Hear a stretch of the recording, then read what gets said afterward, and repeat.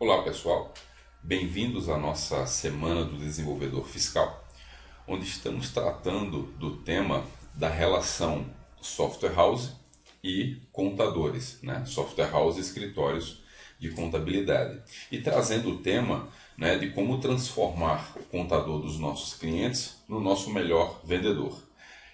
Primeiro nós entendemos, né, a natureza, né, dos conflitos e dos embates da software house com os contadores, e na sequência nós entendemos sobre a questão de responsabilidades, né? Conhecendo, adotando como estratégia conhecer o outro lado, né, do campo ali de batalha, conhecendo as rotinas, conhecendo como funciona e as responsabilidades tanto do contador, né, do escritório, quanto as responsabilidades do nosso cliente, facilita muito a nossa tratativa nessa relação. E dando sequência, né, a essa jornada, hoje a gente começa a ver a parte de dados, né, que a gente pode ali extrair do nosso software de automação comercial. São dados que já estão no nosso sistema e a gente não aproveita, a gente não entrega, né, isso.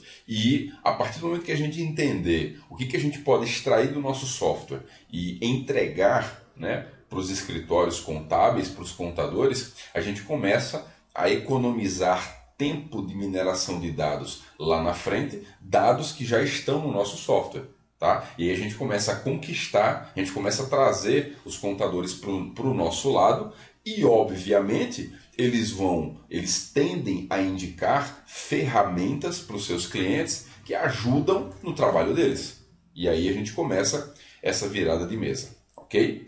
Bom, vamos entender, fazendo uma anatomia do processo, tá? Vamos entender do final da cadeia para o início, né? Como é que a coisa acontece numa visão macro. Só para a gente entender o porquê da gente extrair do software de automação.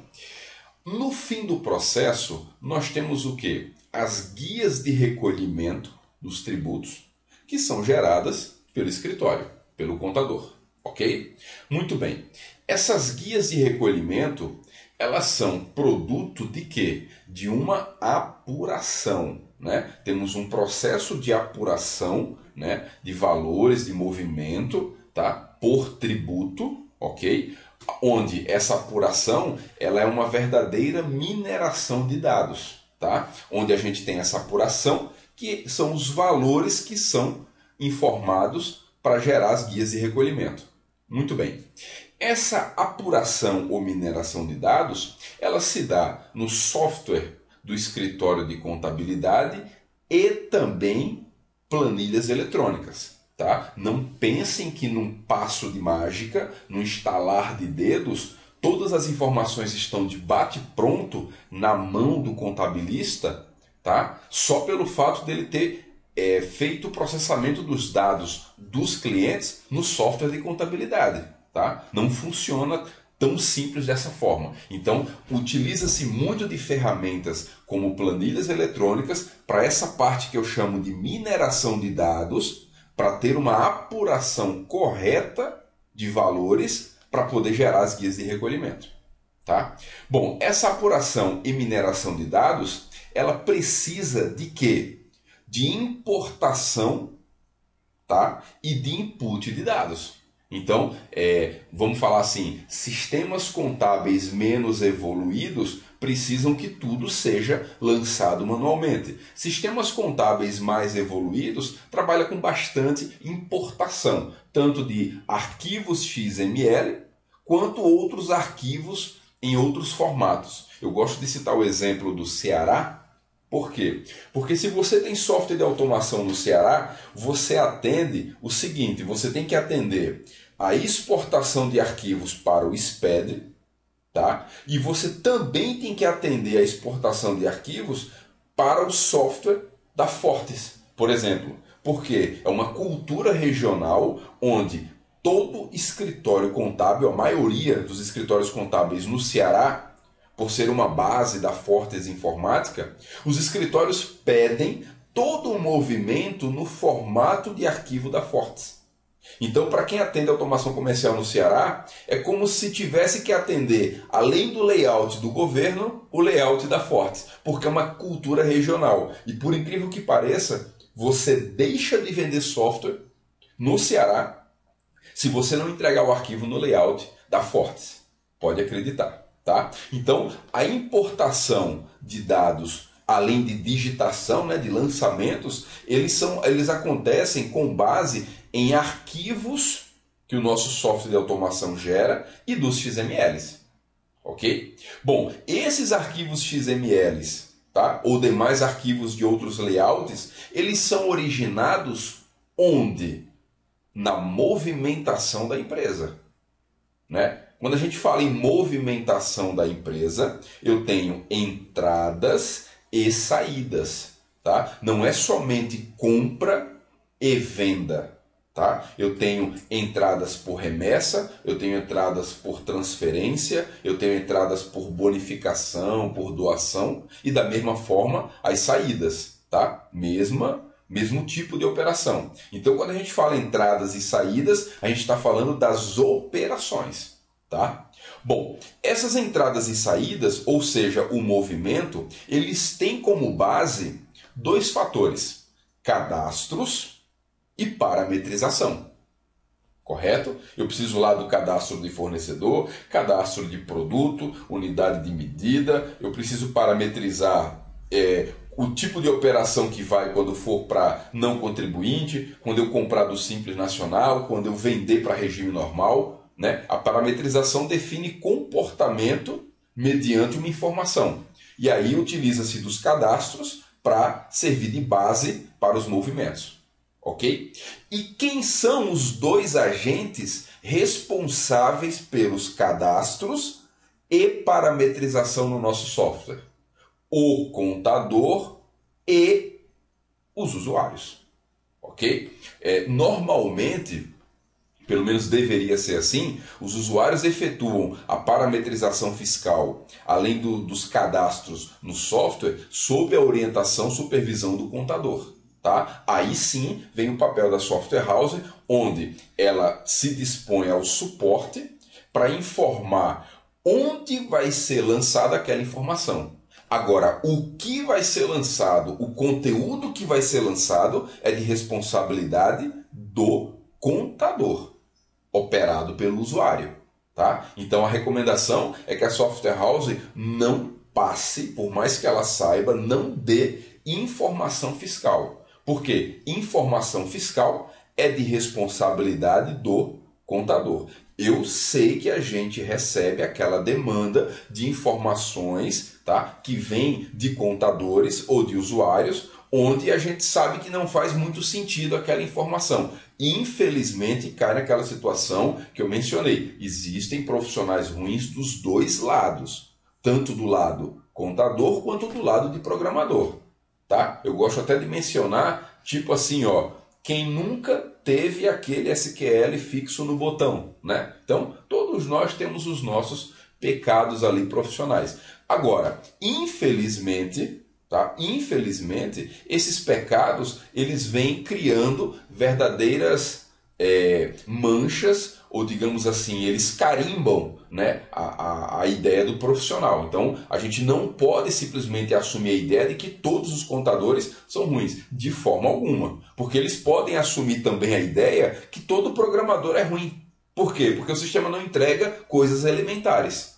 E é justamente esse embate que a gente quer sair, virar essa situação, ok? Bom, então aqui a gente tem uma visão macro do processo e fica claro aqui o seguinte, ó, o final do processo é a guia de recolhimento, tá? Tudo que está de amarelo é, digamos assim, da área, né, contábil, tá? Tá na mão do contador, e tudo que está em verde está debaixo do guarda-chuva do software de automação. Então, aqui fica claro por que arquivos fiscais devem ser gerados pelo software de automação. Porque os XML são gerados pelo software de automação, as entradas e saídas são lançadas e processadas no software de automação com base nos cadastros e parametrização no software de automação. Ok? Então, aqui está a matéria-prima de verde, a matéria-prima dos arquivos fiscais. Ok? Então, aqui já dá uma ideia do processo, vindo do final para o início, né? E o porquê das responsabilidades.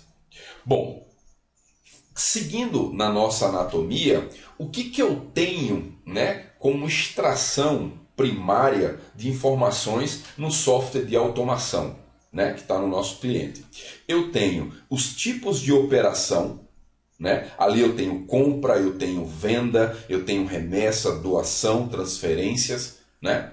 Eu tenho as mercadorias e serviços, tá? Isso aqui origina-se lá nos cadastros de produtos e serviços. Por quê? Porque se eu estou efetuando uma operação, essa operação é de alguma mercadoria ou de algum serviço. Ok? E logicamente essa mercadoria ou serviço ela tem que ser mensurada na operação. Ou seja, eu tenho diretamente a informação das unidades de medidas, né, das conversões e quantidades. Né? Eu estou vendendo, eu estou comprando um determinado produto, mas está comprando em quê? Em quilo, em metro, em peça, né? E aí é diretamente ligado às quantidades. Ok? Além disso, eu tenho as situações dos tributos, que são incidentes nas operações. Né? Essas operações elas podem ser incidentes de ICMS, de ST, de PIS, COFINS, produtos monofásicos, IPI, imposto de importação. Né? E aí eu tenho a incidência, eu posso ter incidência de tributos, né? Qual é a situação dos tributos que se encontram nessas operações. E aí eu tenho, por fim, quem são os agentes da operação, que o próprio SPED chama de participantes. Se eu estou recebendo uma nota, eu estou recebendo de um fornecedor. Se eu estou emitindo uma nota, eu estou emitindo contra um cliente. Na verdade, destinatário, né? Porque nem sempre o destinatário pode ser um cliente. Tá? Mas aqui eu tenho fornecedores e clientes, ou seria até melhor cabível, emitentes e destinatários. Emitentes e destinatários, tá? São os participantes. E aonde estão essas informações? Tipo de operação, mercadoria, as quantidades e unidades, os tributos e os participantes. Estão no XML dos documentos fiscais gerados por nosso software e no banco de dados. Pelo menos deveria, né? Estar no nosso banco de dados. Então, eu tenho a base, a matéria-prima, para gerar quase todo tipo de informação estratégica, contábil e fiscal. Ok? Bom, vamos ver isso aqui na prática, que é o ponto alto aqui da nossa semana, né? O que eu entrego de valor? Começando os dados que conquistam, né? Nós dividimos em duas partes, tá? Hoje nós vamos fazer uma parte e amanhã a parte seguinte. Bom, primeiro eu tenho uma classificação primária por CFOP. Quem fez lá o nosso curso de tributação para desenvolvedores aprendeu que quem define a tributação é o CST. O CFOP ele só classifica uma operação. Então, nada mais sensato do que eu extrair dados e colocar num relatório ou em uma planilha as movimentações por tipo de operação. Né? E aí eu posso filtrar por período, tá? Evidente, né? Que a gente sempre analisa na linha do tempo, qualquer análise fiscal contábil ela é em uma linha de tempo. Tá? E aí eu filtro por período e devo fazer pelo menos 3 agrupamentos aqui dessas informações. Eu posso agrupar por notas fiscais, haja visto que em uma nota eu posso ter vários CFOPs, porque o CFOP é por produto. Tá? Eu posso ter esse agrupamento por produto, né? Quais os NCMs e os produtos que movimentaram em quais CFOPs. Tá? E também um agrupamento é muito sugestivo que você agrupe por valor. Tá? Quais os valores totalizados por CFOP? Né? Tanto nas entradas quanto nas saídas. Tá? Isso aqui você já começa a economizar um grande tempo de mineração de dados por parte do setor fiscal lá da contabilidade. Ok? Bom, a gente viu, eu falei agora há pouco, que quem define a tributação, né, no documento fiscal é o CST, assim como o CSOSN no caso do ICMS. Né? Então o que acontece? Nada mais sensato do que eu também extrair as informações, separando entradas e saídas, agrupadas, né, por produto e valor dos CSTs.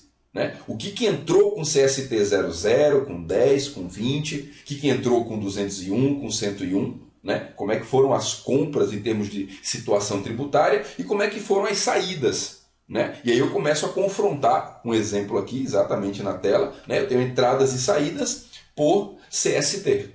Tá? E aí eu posso agrupar, devo agrupar por produto, tá? E por valor.